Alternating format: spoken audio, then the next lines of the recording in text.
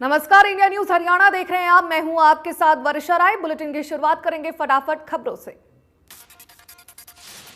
प्रधानमंत्री नरेंद्र मोदी आज मणिपुर और त्रिपुरा का दौरा करेंगे। दौरे पर प्रधानमंत्री इंफाल में 4,800 करोड़ रुपए की 22 विकास परियोजनाओं का उद्घाटन करेंगे और आधारशिला रखेंगे। इसके अलावा अगरतला में वे महाराजा वीर विक्रम हवाई अड्डे पर नए एकीकृत टर्मिनल भवन का उद्घाटन करेंगे और 2 खास विकास परियोजनाओं का भी शुभारंभ करेंगे। प्रधानमंत्री के इस कार्यक्रम में शामिल होने के लिए त्रिपुरा इंस्टीट्यूट ऑफ टेक्नोलॉजी ने छात्रों की कक्षाएं रद्द की हैं। साथ ही छात्राओं और स्टाफ को कार्यक्रम में शामिल होने के लिए भी कहा। किसान आंदोलन में बनी संयुक्त किसान मोर्चा की टिकरी बॉर्डर कमेटी ने बहादुरगढ़ में बैठक की। दिल्ली की सीमाओं पर 1 साल तक डटे रहने के बाद पंजाब और हरियाणा के किसान दोबारा से बहादुरगढ़ में जुटे। बैठक में बीकेयू राज्यपाल के महासचिव प्रगट सिंह, बाक्यू डकौदा के भटिंडा जिला प्रधान बलदेव सिंह, बाक्यू घासीराम नैन के प्रधान जोगेंद्र सिंह सहित कई अन्य किसानों ने भी भाग लिया। शहर के छोटूराम धर्मशाला में कई घंटों तक बैठक चली बैठक किसान आंदोलन के दौरान दर्ज मामले की समीक्षा की गई। बैठक में किसानों ने सरकार से दर्ज मामलों को जल्द ही रद्द किए जाने की मांग की और एमएसपी के लिए बनाई जाने वाली कमेटी के जल्द ही गठन किए जाने का मामला भी उठाया। किसानों ने सरकार से ये भी मांग की कि सरकार टिकरी बॉर्डर पर ही किसान स्मृति स्थल बनाने के लिए जगह दे और आंदोलन के दौरान शहीद हुए किसानों के परिवारों पर भी एक सरकारी नौकरी दे। बैठक में तमाम मुद्दों को लेकर अगली बैठक 3 मार्च को जींद में रखने का फैसला लिया गया। किसानों का कहना था कि किसान जत्थेबंदियों आगे भी किसानों की मांगों को इसी प्रकार से उठाती रहेगी।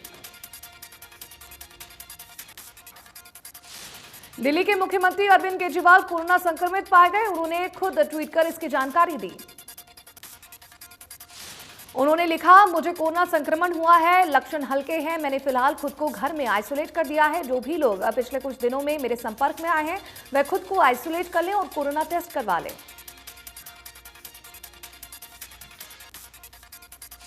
देश में 15 से 18 साल के बच्चों का कोरोना वैक्सीनेशन शुरू हो चुका है। आज बच्चों के वैक्सीनेशन का दूसरा दिन है। सोमवार को पहले दिन करीब 40 लाख बच्चों को कोरोना का टीका दिया गया। दिल्ली में 20,000 से ज्यादा बच्चों को वैक्सीन की पहली डोज मिली और मुंबई में 5,997 बच्चों को कोरोना का टीका लगा। 15 से 18 वर्ग की 10 करोड़ आबादी का ये वैक्सीनेशन हुआ।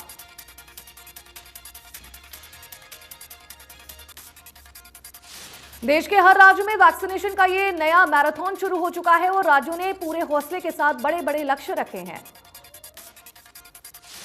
बच्चों के वैक्सीनेशन के लिए दिल्ली में 159 सेंटर चिन्हित किए गए हैं। ज्यादातर वैक्सीनेशन सेंटर वही हैं जहां पहले से कोवैक्सीन के डोज लगाए जा रहे हैं।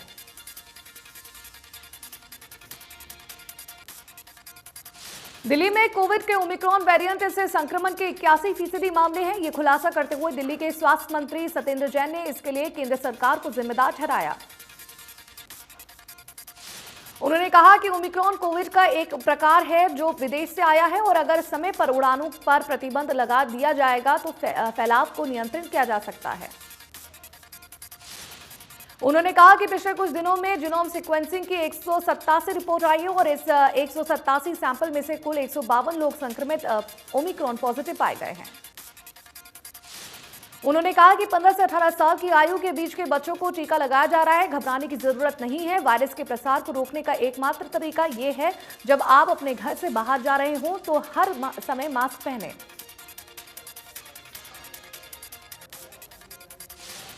प्रधानमंत्री नरेंद्र मोदी के आह्वान पर देश भर में 15 से 18 आयु वर्ष के युवाओं के लिए कोरोना टीकाकरण अभियान शुरू किया गया। इसके साथ ही कोवैक्सीन की पहली डोज युवाओं को दी जा रही है। चौधरी बंसीलाल नागरिक अस्पताल में किशोरों को वैक्सीन लगनी शुरू हुई। ओमिक्रॉन के संभावित खतरे को देखते हुए युवा भी वैक्सीनेशन की डोज लगवाने के लंबे लाइनों में खड़े दिखे। पंचकुला में अंबाला लोकसभा से सांसद रतनलाल कटारिया और हरियाणा विधानसभा अध्यक्ष ज्ञानचंद गुप्ता ने टीकाकरण कार्यक्रम का शुभारंभ किया। टीकाकरण अभियान कार्यक्रम में पंचकुला मेयर कुलभूषण गोयल और बीजेपी जिलाध्यक्ष अजय शर्मा सहित कई पदाधिकारी और गणमान्य व्यक्ति भी मौजूद रहे।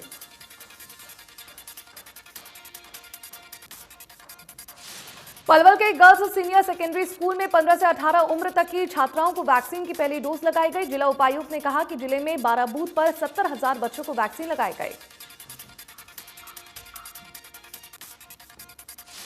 रादौर में स्वास्थ्य विभाग ने 2 स्कूलों में वैक्सीनेशन सेंटर बनाए थे, जहां स्वास्थ्य कर्मियों द्वारा बच्चों को टीका लगाया गया। टीकाकरण के प्रति बच्चों में काफी उत्साह देखने को मिला और रादौर के सरकारी स्कूल में बनाए गए सेंटर पर छात्राओं की लंबी कतार देखने को मिली। सोनीपत जिले में 15 से 18 साल के 82,500 बच्चों को लगेगी वैक्सीन। सोनीपत में पहले चरण में 5,000 वैक्सीन की डोज पहुंची है। 250 बूथों पर वैक्सीन लगाई गई। सोनीपत के फैक्ट्रियों में वैक्सीन सर्टिफिकेट के साथ एंट्री होगी। वहीं सिविल अस्पताल में वैक्सीन के लिए लाइन लगी। दूसरी डोज लगवाने वैक्सीनेशन सेंटर मजदूर पहुंचे। गुरुग्राम में बच्चों का वैक्सीनेशन शुरू हो गया है। गुरुग्राम में करीब 80 सेंटर बनाए गए हैं, जहां 15 से 18 साल के बच्चे वैक्सीनेशन को लेकर उत्साहित दिखे। फरीदाबाद में वैक्सीन सेंटर पर बच्चों ने वैक्सीन लगवाई। बच्चे वैक्सीन लगवाकर खुशी जाहिर करते हुए नजर आए। अभिभावकों का कहना है कि अगर कोरोना से जंग जीतनी है तो बच्चों के लिए भी वैक्सीन बेहद जरूरी है। कोरोना संक्रमण से बचाव के लिए किशोरों और किशोरियों का भारी संख्या में टीकाकरण किया गया। जिला उपायुक्त ने टीकाकरण कार्यक्रम की शुरुआत की। फतेहाबाद में बच्चों में वैक्सीन लगाने का असर नहीं दिखा। सुबह 8 बजे से लेकर दोपहर 12 बजे तक मात्र 15 से 20 बच्चों ने ही वैक्सीन लगाई है। रोहतक में 15 से 18 साल के 58,000 बच्चों को कोवैक्सीन लगाई जानी है, जहां वैक्सीनेशन को लेकर 25 स्पेशल सेंटर बनाए गए हैं। करनाल के जिला उपायुक्त निशांत यादव ने कहा कि जब से सार्वजनिक स्थानों पर बिना वैक्सीन के आने पर रोक लगी है, तब से प्रतिदिन लगभग 20,000 लोगों की कोरोना वैक्सीन का कार्य चल रहा है। यमुनानगर में उपायुक्त पार्थ गुप्ता और पुलिस अध्यक्ष कमलदीप गोयल ने विभिन्न अधिकारियों के साथ सार्वजनिक स्थलों का दौरा किया। इस दौरान जहां कर्मचारी बिना मास्क के मिले, उन्हें हिदायतें जारी की और कोरोना गाइडलाइन का पालन करने के निर्देश भी दिए। देश पिछले 24 घंटों में कोरोना के 37,379 नए केस मामले सामने आए हैं। एक दिन में 124 लोगों की मौत हुई है। देश में एक दिन में 11,000 मरीज रिकवर भी हुए हैं। वहीं देश में एक्टिव केस की संख्या 1,71,000 के पार पहुंच गई है। महाराष्ट्र में बीते 24 घंटे में कोरोना के 11,877 नए केस सामने आ चुके हैं। एक दिन में 9 मरीजों की मौत हुई है। एक्टिव केस 30,000 के पार।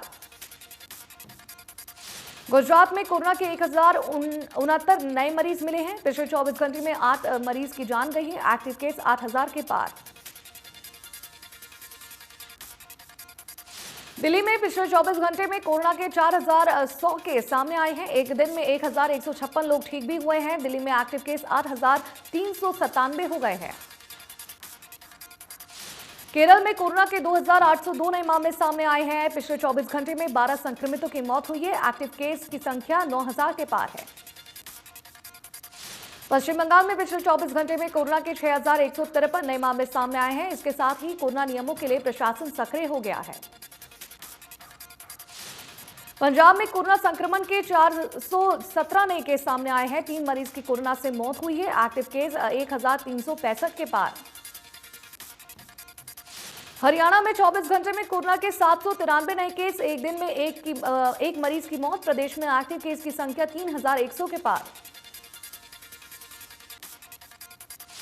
देश भर में कोरोना के नए वेरिएंट ओमिक्रॉन का खतरा लगातार तेजी से फैलता जा रहा है। देश के 23 राज्यों में ओमिक्रॉन के मामले 1,892 केस मिल चुके हैं। महाराष्ट्र में ओमिक्रॉन के कुल 510 मामले हो गए हैं। वहीं राज्य में 193 मरीज रिकवर भी हो चुके हैं। दिल्ली में एक दिन में ओमिक्रॉन के 57 नए मामले सामने आए हैं। इसके साथ दिल्ली में ओमिक्रॉन के कुल 351 मामले हो गए हैं। राजस्थान में ओमिक्रॉन के 120 मामले हो गए हैं। वहीं 86 मरीज रिकवर भी हो चुके हैं। तमिलनाडु में ओमिक्रॉन के कुल 121 केस हो गए हैं। इसके साथ ही राज्य में हाई अलर्ट जारी किया गया है। कर्नाटका में ओमिक्रॉन के 64 केस हो गए हैं। इस दौरान राज्य सरकार ने पाबंदियां लगा दी है। गुजरात में भी ओमिक्रॉन के मामले तेजी से फैल रहे हैं, जहां ओमिक्रॉन के 136 मामले हो गए हैं। तेलंगाना में अब तक ओमिक्रॉन के कुल 67 केस मिल चुके हैं, जिसके बाद से सरकार ने प्रदेश में पाबंदियां बढ़ा दी हैं। हरियाणा में ओमिक्रॉन के कुल 71 हो गए हैं मामले। वहीं प्रदेश में 59 मरीज रिकवर भी हो चुके हैं। करनाल में कोरोना का कहर देखा गया है। एक दिन में 33 कोरोना पॉजिटिव केस मिलने से जिले में हड़कंप मच गया है। करनाल में पिछले 2 दिनों में 5 ओमिक्रॉन संक्रमित ट्रेस किए गए हैं। 25,000 से ज्यादा लोगों को एक दिन में कोरोना का टीका लगाया गया है, जिसमें से 4,222 किशोरों को वैक्सीन लगी है। गुरुग्राम में तेजी से बढ़ रहा है कोरोना मरीजों का आंकड़ा। पिछले 24 घंटों में 460 नए पॉजिटिव मामले आए। वहीं ओमिक्रॉन के पिछले 5 नए मामले भी आए हैं। कुल 1,827 एक्टिव मरीज हैं। फरीदाबाद में पिछले 24 घंटे में 110 नए कोरोना मरीज मिले हैं, जबकि 8 मरीजों को ठीक होने पर घर भेजा गया। कौशल विकास एवं औद्योगिक प्रशिक्षण और परिवहन मंत्री मूलचंद शर्मा ने सेक्टर 12 लघु सचिवालय के बैठक कक्ष में दोहरी प्रशिक्षण प्रणाली विषय के साथ किक ऑफ कार्यशाला की अध्यक्षता की। कार्यशाला में फरीदाबाद मंडलायुक्त संजय जून, जिला उपायुक्त जितेंद्र यादव, पलवल और फरीदाबाद के रोडवेज महाप्रबंधक, प्रदेश की करीब 8 ITI के प्रिंसिपल और करीब 30 बड़ी कंपनियों के प्रतिनिधि मौजूद रहे। कार्यशाला में ITI और हरियाणा रोडवेज फरीदाबाद के साथ कैबिनेट मंत्री मूलचंद शर्मा की अगुवाई में MOU भी साइन हुआ। मूलचंद शर्मा ने कहा कि प्रदेश की ITI और इंडस्ट्रीज के बीच अच्छा तालमेल होना जरूरी है, तभी ITI में पढ़ने वाला बच्चा कंपनी में ट्रेनिंग करने के बाद कुशल और हुनरमंद बनकर निकलेगा। उन्होंने कहा कि जब कुशल बच्चा औद्योगिक जगत में आएगा, तभी इंडस्ट्रीज में भी तरक्की आएगी। ज्यादा से ज्यादा ITI के पास विद्यार्थी दोहरी प्रशिक्षण प्रणाली के माध्यम से पढ़ाई करेंगे तो भविष्य में रोजगार अवसर बढ़ेगा। रतिया नगर पालिका सीमा में नगर पालिका की अनुमति के बिना नक्शा पास कराए निर्माण करने वाले लोगों के खिलाफ नगर पालिका ने शिकंजा कसना शुरू कर दिया है। बिना अनुमति के दुकान, मकान और अन्य इमारतों का निर्माण करने वाले निर्माण कार्यकर्ताओं को हड़कंप मचा हुआ है। नगर पालिका ने शहर में 20 लोगों को नोटिस भी दे दिया है। सचिव पंकज गुर्जर ने बताया कि नियम के अनुसार निर्माण करने से पहले नगर पालिका से नक्शा पास करवाना जरूरी होता है, उसके बाद निर्माण किया जा सकता है। डारम हादसे की जांच के लिए भिवानी डीसी RS ढिल्लों ने फैक्ट फाइंडिंग टीम गठित की। ADC के नेतृत्व में गठित टीम हादसे के कारणों की जांच करेगी। सोनीपत में सिवर लाइन प्रोजेक्ट ने लोगों को नरकीय जीवन जीने को मजबूर कर दिया है। 3 महीने से सिवर लाइन प्रोजेक्ट घरों के सामने खुले हुए हैं। सिवर में मेन हॉल और बड़े गड्ढे खोदे गए हैं, जहां पैदल निकलने का भी रास्ता नहीं बचा है। बच्चे और बुजुर्ग खतरनाक गड्ढों से बड़ी मुश्किल से बचकर निकलते हैं। स्वच्छता रैंकिंग सुधारने वाले फोटो खिंचवाकर खुद ही पीठ थपथपा लेते हैं और प्रशासन स्वच्छता अभियान को पलीता लगा रहा है।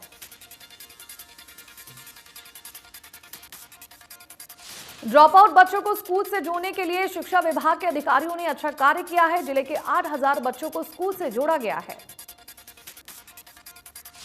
उपायुक्त कैप्टन शक्ति सिंह ने आज जानकारी देते हुए कहा कि जिले के सभी राज्यों को शिक्षित करने को ध्यान में रखते हुए 0 ड्रॉप आउट पर कार्य किया गया है। जिला उपायुक्त नरेश नरवाल ने कोरोना की तीसरी लहर आने की संभावना को लेकर उचान के नागरिक अस्पताल का दौरा किया। उपायुक्त नरेश नरवाल ने सरकारी अस्पताल में अस्पताल प्रशासन द्वारा किए गए इंतजामों का जायजा लिया।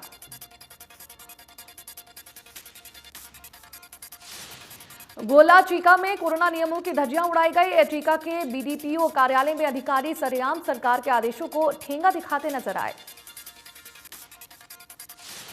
बीडीपीओ ऑफिस चीका स्थित आधार केंद्र में भारी संख्या में भीड़ देखने को मिली। भीड़ में किसी भी व्यक्ति ने मास्क नहीं लगाया हुआ था और ना ही लोग सोशल डिस्टेंसिंग का पालन कर रहे थे।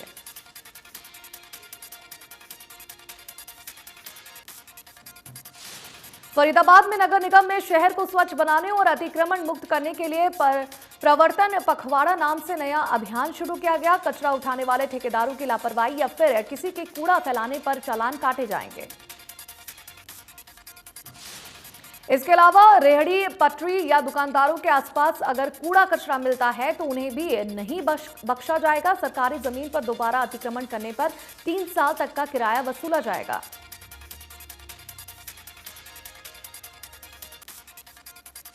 फरीदाबाद नगर निगम कमिश्नर यशपाल यादव ने निगम के अधिकारियों के कार्यालयों में जाकर उनको सलाह दी है कि वह नए साल में पूरी लगन और मेहनत के साथ कार्य करें ताकि लोगों को परेशानी ना हो।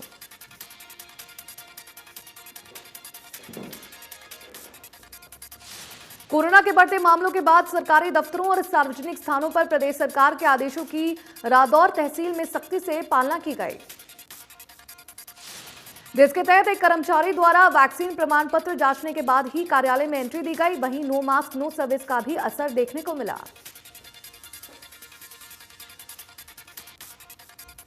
नए वेरिएंट की सजगता के लिए झज्जर में प्रशासनिक अमला सड़कों पर उतरा। एसडीएम और डीएसपी के संयुक्त नेतृत्व में शहर में फ्लैग मार्च निकाला गया। वहीं व्यापारियों के साथ बैठक कर कोविड गाइडलाइन पालन के निर्देश दिए गए और कईयों के चालान भी काटे गए।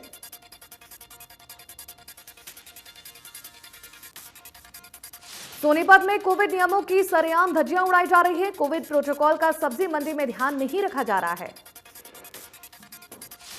90% लोग बिना मास्क के घूमते नजर आ रहे हैं। जिला प्रशासन ने कोई इंतजाम नहीं किया है, ना पुलिस प्रशासन की कोई ड्यूटी और ना ही गेट पर निगरानी के लिए कोई मुस्तैद है। सोनीपत में रैलिंग कूदकर भागते हुए लोगों की वीडियो वायरल हो रही है। बिना मास्क शारीरिक दूरी के थाने से 200 गज की दूरी पर पार्क में काफी लोग इकट्ठे हुए थे। काफी देर तक महिलाओं और पुरुषों का पार्क में जमघट लगा रहा और पुलिस को देखकर पार्क की रेलिंग कूदकर महिला, पुरुष और बच्चे भागे। ग्राउंड वाटर सेल ने भूजल सर्वे रिपोर्ट जारी की है। सोनीपत का भूजल स्तर 1.46 मीटर बढ़ गया है। इस साल जिले में रिकॉर्ड बारिश हुई है। जिले का औसतन भूजल स्तर 10.74 हो गया है। अलग अलग खंड में भूमिगत जल सुधार हुआ, वहीं मुंडला लाना ब्लॉक में सबसे ज्यादा सुधार हुआ है।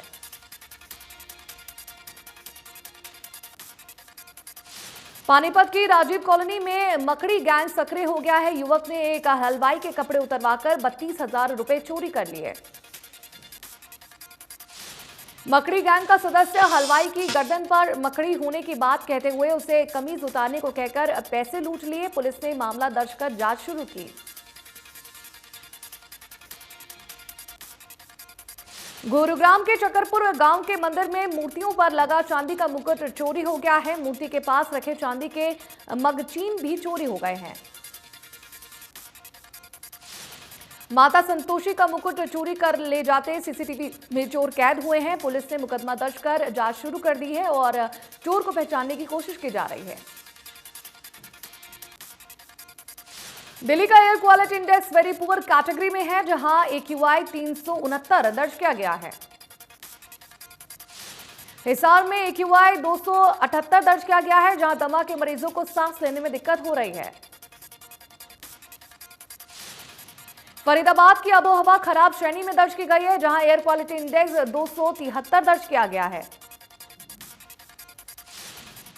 गुरुग्राम में भी एयर क्वालिटी इंडेक्स खराब स्तर पर बना हुआ है, जहां एयर क्वालिटी इंडेक्स 276 दर्ज किया गया है। भिवानी में एयर क्वालिटी इंडेक्स 252 दर्ज किया गया है, जहां लोगों को परेशानी हो रही है।